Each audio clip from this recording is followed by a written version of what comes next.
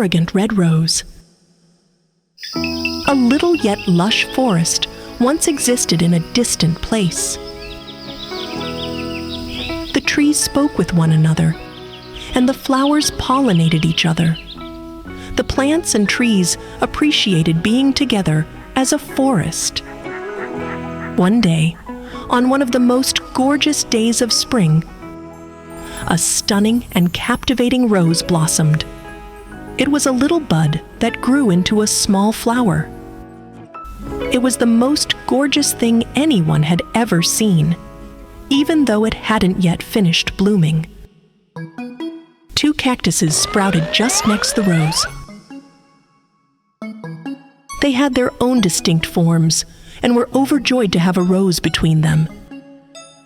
Hello, my name is Rosie. We are cactus. Nice to meet you. Your petals are stunning, Rosie. I wish I had petals like yours. Thanks. But not everyone can be smart and appealing and fragrant, right? Ha ha ha ha. Rosie's arrogant remark startled everyone. Despite the fact that she had just recently bloomed, she was a very proud flower. Both cacti have plenty of water stored in them.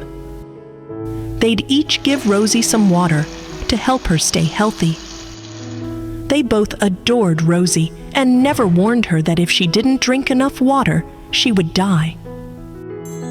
Days passed, and Rosie grew up. She grew into the most gorgeous flower on earth. She had layers upon layers of petals and was bright crimson in hue.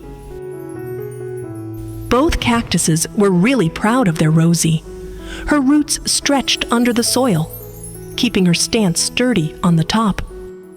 I am clearly the most gorgeous flower here. Check out my dazzling petals. Ha ha ha ha. Rosie, there are tons of wonderful flora here. You are only one of them. What? How can you compare me to these spiky cacti? I am far more gorgeous than them. Cactuses were unhappy over what they'd heard and couldn't say anything. Rosie, what you said to the cactuses wasn't kind. And you have thorns too. Actually, it's not good to compare a cactus to a lovely rose like myself. Huh, what do you know about beauty? You don't even blossom. Neither the cactus, sunflower, nor the trees could get adjusted to Rosie's personality because she was a flower who kept praising herself. Days passed, and the wilderness eventually had a visitor. He was a tourist on a horse. The traveler got closer and studied the bloom. Oh my, look at me! Wow, this blossom is very gorgeous. Oh, thank you, stranger. I am confident that if I remove this flower and take it with me, I will receive a great prize. You ought to be safely positioned in the garden so that everyone can see you.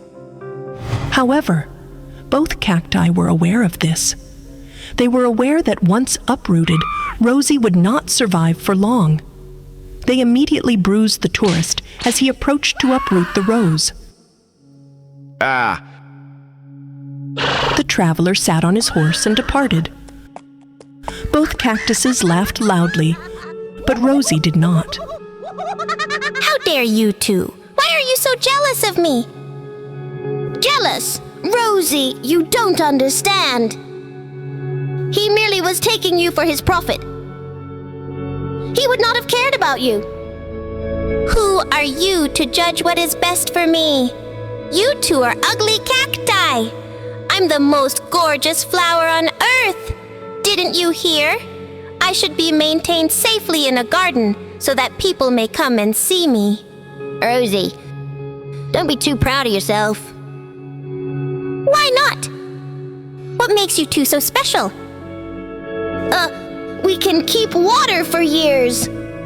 How do you believe you are surviving?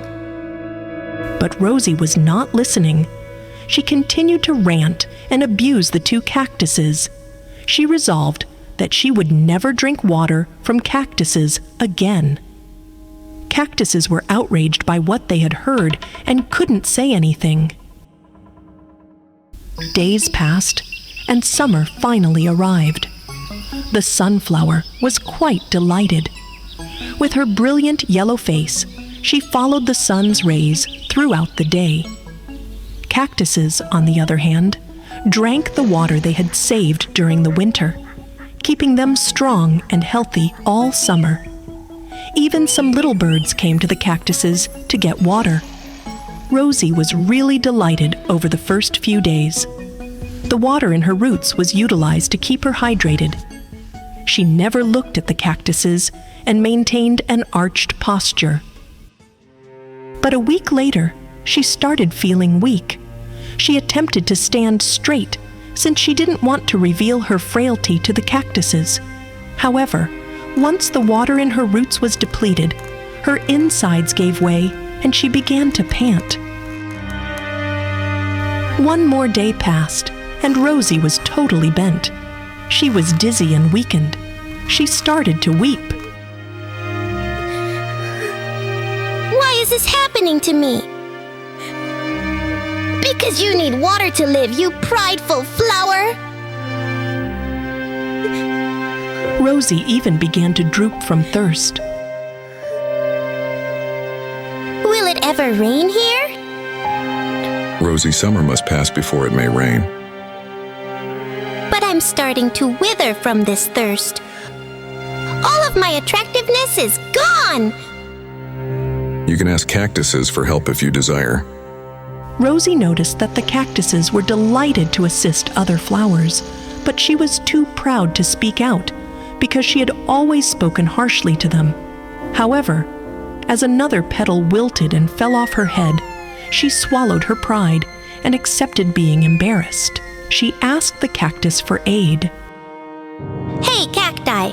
I apologize for the terrible remarks I uttered to you both. You are both gorgeous and extremely essential plants in this forest. Can you support me too?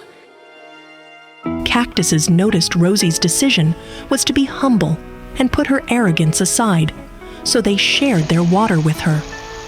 She felt life rise up inside her anew, and her colorful petals spread out in the sun's beams. From that day on, Rosie learned not to evaluate her pals based on their appearance.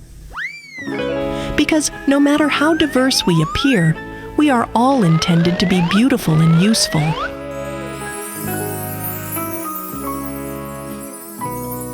The end.